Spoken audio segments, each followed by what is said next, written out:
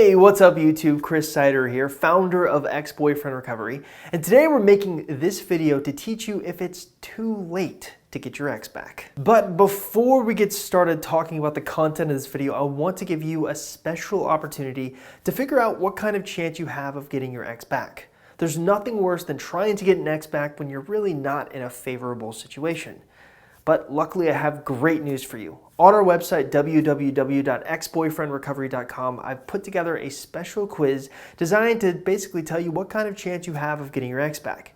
Now, taking the quiz is super easy. All you gotta do is simply look in the description link below this YouTube video. You click on that link, it's gonna take you to a page that will ask you questions about you, your ex, and your time together. And then based on how you answer your questions, we're gonna run it through our advanced algorithm, and it's gonna give you kind of a score that will tell you roughly what your chances are of getting your ex back. So again, if you're interested in taking this quiz, all you have to do is simply look into the description link below the YouTube video, click on the link, and we will hook you up.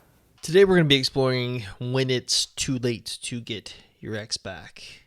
Basically, this is a function of time. This is always a question of time. How long will this take? Is it too late? These things assume enough time has gone by to where your ex isn't going to be interested in you. So the first thing I'd like for you to understand is something I like to call the triangle theory, and really what it means for your chances. So theoretically, if you're able to jot this down on paper and you were to come up to me and ask me, like, Chris, what would my overall chances of getting my ex look like?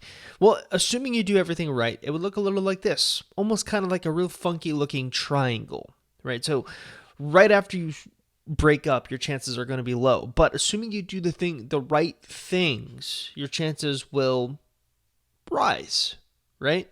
And they'll rise to a point where eventually they'll plateau. Now, the plateau is an important thing for you to understand because this plateau is oftentimes where we see most of our success stories happening. But the plateau doesn't last forever. Just like your interest on something won't last forever. It's inevitably going to go down.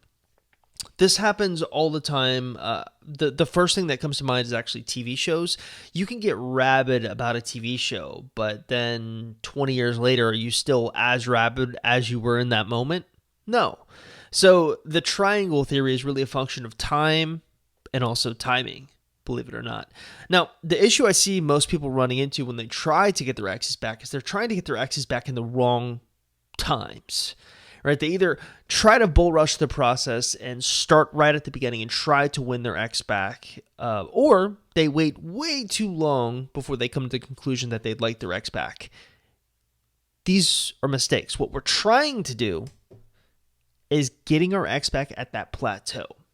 It's hard to determine when this plateau is going to occur because it's different for everyone. For some people, it could be a month after the breakup. For others, it could be a year after the breakup. A lot of it is also going to be a function of how well you perform our strategies. Our strategies are designed to actually create this timeline, this plateau period of time, this window of opportunity. Now, the big sort of debate out there with a lot of my peers is it ever too late to get an ex back? And I used to be under the function and maybe arrogant enough to believe that my strategies and tactics would work on anyone at any time. And I think that's not the case. I think there's always outliers for when your strategies won't work and your tactics won't work. And I think it's a mistake to say that no matter how long it's been, if it's been 15 years, you still have the same type of chance of getting your ex back. Sure, maybe you do. Maybe the circumstances work out for you, but I think in most cases,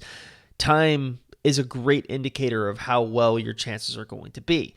Now, that leads us to our next question. Well, on average, how long does it take for that plateau to occur? When does that window of opportunity happen? Well, that's actually where we start looking at our success stories and we start looking at what time frame they occur in. Last year, someone in our Facebook group asked a pretty simple question. For those of you that got their ex back, how long did it take you? Any tips and advice?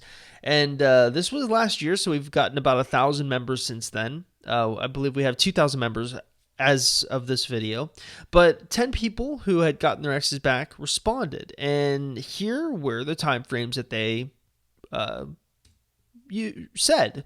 You've got one for 5 months, 21 days, 2 months, 8 months, 7 months, 3 months, 12 months, 9 months, 1 month, and 3 months. All over the spectrum.